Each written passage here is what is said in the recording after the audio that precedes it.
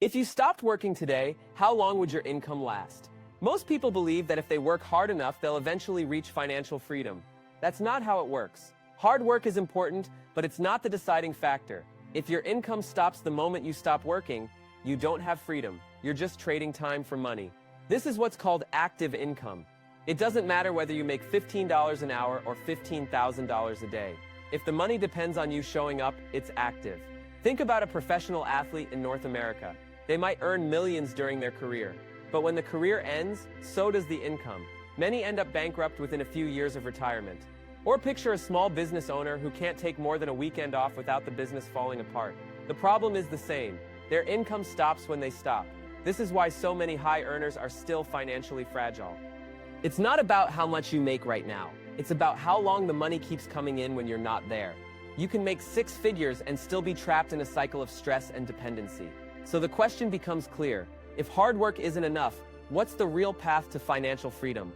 The first step is understanding the difference between self-employment and true entrepreneurship. An employee works for someone else's system. A self-employed person works for their own system, but they are the system. If they stop, the work stops. True entrepreneurship means building a business that runs without you. That's when you have a system supported by people, processes, and tools that keep generating income, whether you're there or not. Imagine a freelance graphic designer. They make all the designs, talk to clients, send invoices, and do revisions. If they take a 2-week vacation, no work gets done and no money comes in. Now imagine the founder of a design agency. They have project managers handling clients, designers delivering the work, an accountant managing the finances. The founder's role is strategy and vision, not daily execution. Even if they take a month off, the agency keeps running. This is the difference between working in your business and owning the business. And this is the key to moving from active income to passive income. But you can't build a business that runs without you unless you have the right people in place. Most people fail to build a strong team because they don't understand what makes people commit. They think it's about offering the highest pay or having the flashiest office. In reality, it's about creating an environment where people feel they are building something meaningful. A strong team is made of people who can make decisions, solve problems, and push the business forward without constant supervision. It's not enough to hire skilled individuals. You need people who share a common direction. Look at a small coffee shop that grew into a chain of 5 locations in Toronto. The owner didn't just hire baristas to make coffee, they trained them to run the store as if it were their own.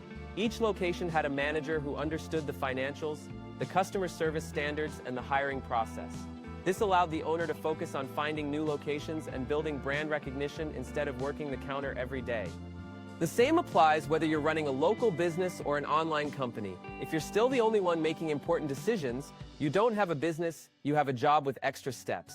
But once you have the right people in place, the question becomes how to get those people to follow you and believe in the bigger picture. People follow a leader when they see a clear and exciting vision. You need to sell the dream in a way that feels real. The dream has to be bigger than a paycheck. It should connect to your team's personal ambitions. If someone on your team wants to own a home, show them how growing the business can make that possible. If someone wants more freedom for their family, connect their role to that goal. The vision must be vivid. Don't just say, "We'll be successful."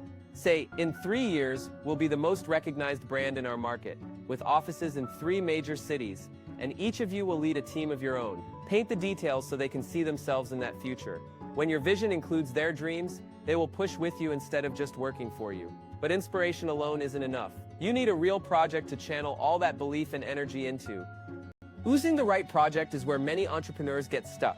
They either pick something too expensive to start or too complicated to run without them. The best projects in the beginning are low cost and scalable. They solve a problem people already care about. They can be taught to others, so you are not the only one who can deliver the product or service. An online business selling a digital product can be replicated by your team with the right training.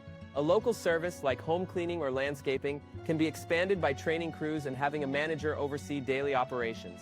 The project should be something where your role is strategy, marketing, and big decisions, not daily execution. Avoid trying to learn and do every technical task yourself. If you spend all your time in the weeds, you'll never step back to grow the business. Your job is to set the direction and put the right people in the right seats. With the right project and a capable team, your focus shifts from working in the business to leading it, and that's when leadership becomes your main job. Leadership is about creating results without doing every task yourself. It's knowing when to step in and when to let your team take ownership. Micromanaging slows everything down. If every decision must go through you, your business will always depend on you. Great leaders focus on setting the vision, providing resources, and removing roadblocks. They develop leaders within the team who can run parts of the business independently. A construction company owner once replaced himself with a project manager who handled all client communication and scheduling. This freed the owner to focus on larger contracts and expansion. Within a year, revenue doubled without increasing his personal workload. When you lead well, you give people the tools, trust, and authority to succeed. And you create a business that can operate without you in the building. But leadership only works if you choose the right core people to carry it forward. When building your core team, focus on 3 qualities above all. The first is positive energy. People who bring energy to a room can lift the entire team. A negative attitude spreads just as fast, but in the wrong direction. The second is action over theory. Some people talk for hours about how things should be done but never actually do them. Others speak briefly and then take action. The ones who act are the ones who move the business forward. The third is focus on strengths rather than weaknesses. Teams grow faster when they build on what they're already good at, instead of constantly trying to fix every flaw. This doesn't mean ignoring problems. It means spending more time doubling down on what works. Many business owners overvalue loyalty or morality when hiring core members. Loyalty is often temporary. If a better offer comes along, people may leave. Morality is important for life, but it's not the main predictor of business performance.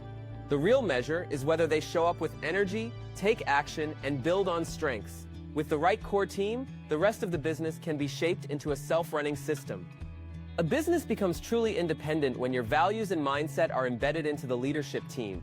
Your goal is to create leaders who think and act with the same priorities you do. When your top managers share your vision and decision-making style, the company no longer depends on a single person. This happens through consistent communication. Use meetings, one-on-one conversations, and clear company goals to pass on your principles. Make sure your leadership team understands not only what to do, but why it matters. You don't need to share deep philosophy with every employee. Your frontline team only needs to know the product, the service, and how to deliver it well. Your managers, however, should be trusted with the bigger picture. They are the bridge between your vision and the daily execution. When they take ownership, they will lead their teams as if they were the owners. And when your leadership team can run the business without you, you're free to focus on the next stage, turning business income into true passive income through investing. The final transition is moving from a business owner to an investor. This is where your money starts working harder than you do. When your business generates consistent profits without your daily involvement, you can direct those profits into assets that produce passive income. Real estate is one option. A restaurant owner in Canada used the cash flow from her business to buy rental properties. Within 5 years, the rental income matched what she was paying herself from the business. Stocks, index funds, and dividend-paying companies can also create a steady income stream. Some business owners invest in other small businesses, becoming silent partners who earn a share of the profits without managing day-to-day operations. The key is to diversify so your income isn't tied to one source. When your business pays for your investments, and your investments pay for your life, you have real financial freedom. This is the essence of the passive path: building systems, empowering people, and creating assets that keep paying you whether you work or not. The sooner you start building something that runs without you, the sooner you can live life on your terms. Like this video, subscribe to the channel, and share it with someone who needs to hear it. Leave a comment with the first step you'll take toward building your own passive path.